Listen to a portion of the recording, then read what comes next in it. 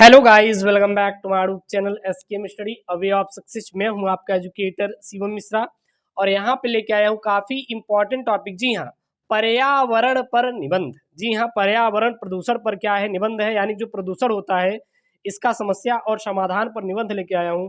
और काफ़ी भाई साहब ये इंपॉर्टेंट वाला निबंध है, इस निबंध को तैयार कर लीजिए। इससे बाहर आपका एक भी प्रश्न आने वाला नहीं है, इसकी गारंटी मैं दे रहा हूँ लिखकर। आप लिख कर ले लीजिए, इससे बाहर आपका एक भी निबंध आने वाला नहीं है। जो इम्पोर्टेंट रहेगा केवल हम वही आपको देंगे जो आपके बोर्ड में आए, ठीक है ना। अगर इससे बाहर आ गया तो आप बताइएगा कि सर इससे बाहर क्वेश्चन बने। बिल्कुल नहीं बनेगा यार, पूरा का पूरा आपका यहीं से प्रश्न बनेंगे। जितने भी क्वेश्चन है ना, पूरे के पूरे यहीं से बनने वाले हैं। एक भी क्वेश्चन आपके यहाँ से बाहर आने वाले नहीं है। तो इसलिए प्लीज़ यार वीडियो को पूरा देखिए, और अभी तक चैनल को नहीं सब्सक्राइब किया तो यार एक बार चैनल को सब्सक्राइब कर लीजिए, क्योंकि निबंध लेखन आपके बोर्ड में पूछा जाता है। 9 नंबर का निबंध लेखन पूछा जाता है, और ये जो 9 नंबर है ना, आपको फोड़ कर मिलेगा, तोड़ कर मिलेगा। आप बिल्कुल टेंशन मत लीजिए। ऐसा मत सोचिएगा कि सर निबंध हम कैसे करेंगे, निबंध तो हमें मालूम ही नहीं है, आ ही नहीं रहा। तो यार इसकी टेंशन ना लीजिए, निबंध मैं आपको बता दूंगा ना।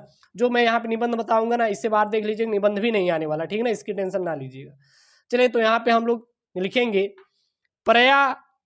प्रदूषण की समस्या और समाधान पर निबंध लिखने वाले हैं। 9 नंबर आपको मिलेगा आपके बोर्ड में। अगर आप कक्षा 6वीं से 10वीं से है तो 10वीं में मिलता है, और कक्षा 12वीं से 6ठी क्लास और 8वीं क्लास 7वीं क्लास, यार हर क्लास में निबंध आता है। आपके 9वीं क्लास में भी निबंध आता है, लेकिन वहाँ पे तब छोटे शब्दों में लिखना होता है, यहाँ पे आपको बड़े लेवल पे आपको लिखना रहता है, ठीक है ना। चलिए, तो यहाँ पे प्रदूषण पर निबंध है, यहाँ पे प्रदूषण की समस्या और समाधान पर। तो सबसे पहले हम लोग लिखेंगे रूपरेखा। अब रूपरेखा लिखना क्यों इंपॉर्टेंट है, ताकि आपकी एग्जामिनर को समझ में आ जाए कि बच्चे ने क्या क्या लिखा है। तो यहाँ पे सबसे पहले प्रस्तावना लिखेंगे, फिर प्रदूषण का अर्थ लिखेंगे, फिर प्रदूषण के प्रकार लिखेंगे, फिर प्रदूषण की समस्या और समाधान लिखेंगे, ठीक है ना। उसके बाद क्या लिखेंगे, इसके हानियाँ, फिर समस्या का समाधान लिखेंगे, फिर उपसंहार लिखेंगे। अब इस पॉइंट को देखकर एग्जामिनर यह तो समझ जाएगा कि बच्चा लिखा क्या है और लिखना क्या चाहता है। तो इसलिए आप इसको अच्छे से ध्यान दे लीजिए और भाई पढ़ लीजिए, ठीक है ना। ये निबंध तैयार कर लीजिए, और सारे निबंध आपको प्लेलिस्ट सेक्शन में मिल जाएंगे। जाइए, प्लेलिस्ट में मैं पूरा जोड़ दिया हूँ, जो जो कि आपके बोर्ड में आने वाला है हिंदी में। जाइए आप वहाँ से पढ़ लीजिएगा। तो सबसे पहले हम लोग क्या लिखेंगे, प्रस्तावना। हेडिंग डालेंगे, क्या डालेंगे, प्रस्तावना। अब प्रस्तावना में क्या लिखेंगे, यहाँ पे लिखना है, प्रदूषण हमारे देश की सबसे बड़ी जटिल समस्या है। जो प्रदूषण है वो हमारे भारत देश की क्या है, सबसे जटिल समस्या है। सभी लोग इस समस्या से जूझ रहे हैं। आमतौर पर सामान्य व्यक्ति इस समस्या से दूरी बनाने में असमर्थ रहे हैं। हमारी सरकारें निरंतर प्रयास में जुटी हुई हैं कि प्रदूषण से क्या पाया जाए, छुटकारा पाया जाए, लेकिन छुटकारा मिल ही नहीं रहा है। इस समय हमारे समक्ष सबसे बड़ी चुनौती पर्यावरण को बचाने की है, क्योंकि पानी, हवा, जंगल, मिट्टी आदि सब कुछ प्रदूषित हो चुका है। इस समय अगर देखेंगे तो वो चाहे हम हवा की बात करें, या फिर चाहे हम पानी की बात करें, या फिर जंगल की बात करें, सब कुछ प्रदूषित ही हो चुका है। अब हवा कैसे प्रदूषित हुआ है, थोड़ा देख लीजिए। जो ईंट उद्योग होते हैं, यहाँ से कार्बन डाइऑक्साइड निकल रहा है। ये क्या करता है, यह वायु को क्या करता है, प्रदूषित करता है। जंगल कैसे जूझ रहे हैं, जब जंगल जो होते हैं, जब हमारे कल कारखानों से धुएं निकलते हैं तो ये जंगल की तरफ जाते हैं, जिसकी वजह से जो पेड़ पौधे होते हैं ये क्या होते हैं, ये सूखते चले जाते हैं। बहुत ही ज़्यादा प्रभाव पड़ता है, और इनको पानी नहीं मिल पाता। पानी कैसे नहीं, जब पर्यावरण संतुलित ही नहीं रहेगा तो बरसात ही नहीं होगी। तो जंगल में जो पेड़ ओड़ रहते हैं वो क्या होते हैं, सूख जाते हैं। और फिर है मिट्टी। अब मिट्टी कैसे प्रदूषित हो रही है, तो जब जो कल कारखाने होते हैं वहाँ से गंदगी निकलती है, जो कि हमारे नदियों में जाती है, और नदियों में जब बाढ़ आता है तो उसके द्वारा वो मिट्टी पर जाकर एक परत जमा लेती है, जिसके कारण मिट्टी की उर्वरक क्षमता क्या होती है, घट जाती है, क्योंकि वहाँ पर बहुत ढेर सारे केमिकल आ जाते हैं। आज ये सब कुछ क्या हो रहा है, प्रदूषित हो चुका है। तो ये क्या है, आपका प्रस्तावना हो गया। तो प्रस्तावना खत्म हो गया। अब यहाँ पे प्रदूषण का अर्थ, यानी कि प्रदूषण का मतलब क्या है, देख लीजिए यहाँ पे। अब लिखेंगे यहाँ पे, संतुलित वातावरण में ही जीवन का विकास संभव है। संतुलित वातावरण में क्या है? जीवन का विकास संभव है। जब तक संतुलित वातावरण नहीं रहेगा तब तक जीवन का विकास कैसे संभव रहेगा यार? आप ही बता दीजिए, संभव हो पाएगा क्या? बिल्कुल भी नहीं होने वाला है। ठीक है ना। पर्यावरण का निर्माण प्रकृति का निर्माण हुआ है। पर्यावरण का निर्माण ही क्या है? प्रकृति का निर्माण हुआ है। प्रकृति द्वारा प्रदत्त पर्यावरण जीवधारियों के अनुकूल होता है। जनसंख्या की असाधारण वृद्धि और औद्योगिक प्रगति ने प्रदूषण की समस्या को क्या दिया है? जन्म दिया है। और आज इसने इतना विकराल रूप धारण कर लिया है कि उससे मानवता के विकास का संकट उत्पन्न हो गया है। तो ये क्या है? प्रदूषण का अर्थ है। तो प्रदूषण के अर्थ में क्या लिखेंगे? संतुलित वातावरण में जीवन का विकास संभव है। पर्यावरण का निर्माण प्रकृति का निर्माण हुआ है। प्रकृति द्वारा प्रदत्त पर्यावरण जीवधारियों के क्या होता है? अनुकूल होता है। जीवधारियों के अनुकूल मतलब जिस प्रकार से जीवधारी चाहते हैं उसी प्रकार से उसको वायु मिल पाए, उसी प्रकार से उसको पानी मिल पाए। जनसंख्या की असाधारण वृद्धि, आप देखते होंगे कि जनसंख्या जहाँ पे पहले 10,000 की थी आज वहाँ पे लाखों की जनसंख्या हो गई है। जब तक हम दो हमारे दो नहीं चलेगा तब तक काम होने वाला नहीं है। इसी प्रकार वृद्धि होती रहेगी।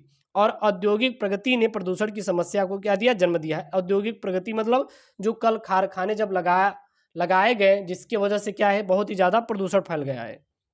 और आज इसने इतना विकराल रूप धारण कर लिया कि उससे मानवता के विकास का क्या हुआ? संकट उत्पन्न हो गया है। अब हम लोग देखेंगे प्रदूषण के प्रकार। भाई साहब, प्रदूषण के कितने प्रकार होते हैं? तो पहला होता है वायु प्रदूषण। तो वायु जीवन का अनिवार्य स्रोत है। जो वायु होता है क्या होता है? जीवन का अनिवार्य स्रोत है। अगर हम लोग आज जी पा रहे हैं तो किसके द्वारा जी पा रहे हैं? वो यार हम लोग वायु के द्वारा ही तो जी पा रहे हैं ना। प्रत्येक प्राणी को स्वस्थ रूप से जीने के लिए शुद्ध वायु अर्थात ऑक्सीजन की आवश्यकता होती है, जिस कारण वायुमंडल में इसकी विशेष अनुपात में उपस्थिति आवश्यकता है। आजकल वायुमंडल में ऑक्सीजन गैस का संतुलन बिगड़ गया है और वायु अनेक हानिकारक गैसों से क्या हो गई है?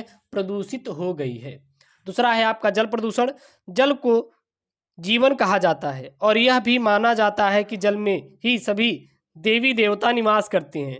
फिर बड़े बड़े नगरों के गंदे नाले जो होते हैं उसको कहाँ पर बहाया जा रहा है? उसको जल में ही बहाया जा रहा है। ठीक है ना।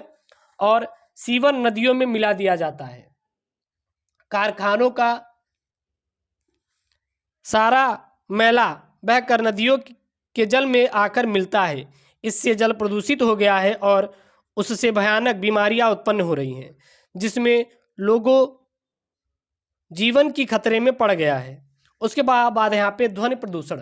अब ध्वनि प्रदूषण को कैसे लिखेंगे? यहाँ पे ध्वनि प्रदूषण भी आज नहीं तो कल एक नई समस्या बन जाएगी। वैज्ञानिक प्रगति ने पैदा किया है और अधिक जल प्रदूषण के कारण मानसिक विकृति, तीव्र क्रोध, अनिद्रा और चिड़चिड़ापन जैसी मानसिक बीमारियां तेजी से क्या हो जाएंगी? बढ़ जाएंगी। फिर लिखना है यहाँ पे प्रदूषण की समस्या। अब प्रदूषण की समस्या क्या क्या है? बढ़ती हुई जनसंख्या और औद्योगिकरण ने विश्व के सम्मुख प्रदूषण की समस्या पैदा कर दी है। कारखानों के धुएं से, विषैले कचरों के बहाव से तथा जहरीली गैसों के रिसाव से आज मानव जीवन समस्या से क्या हो गया है? ग्रस्त हो गया है। फिर यहाँ पे समस्या का समाधान।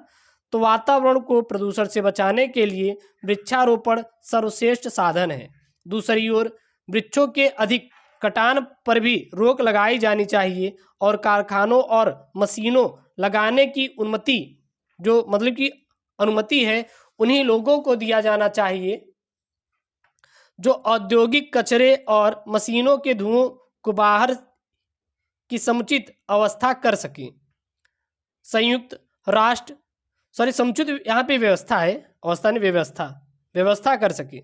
संयुक्त राष्ट्र संघ को चाहिए कि वह परमाणु परीक्षणों को नियंत्रित करने की दिशा को क्या उचित कदम उठाए ताकि वो क्या हो सके? नियंत्रित हो सके।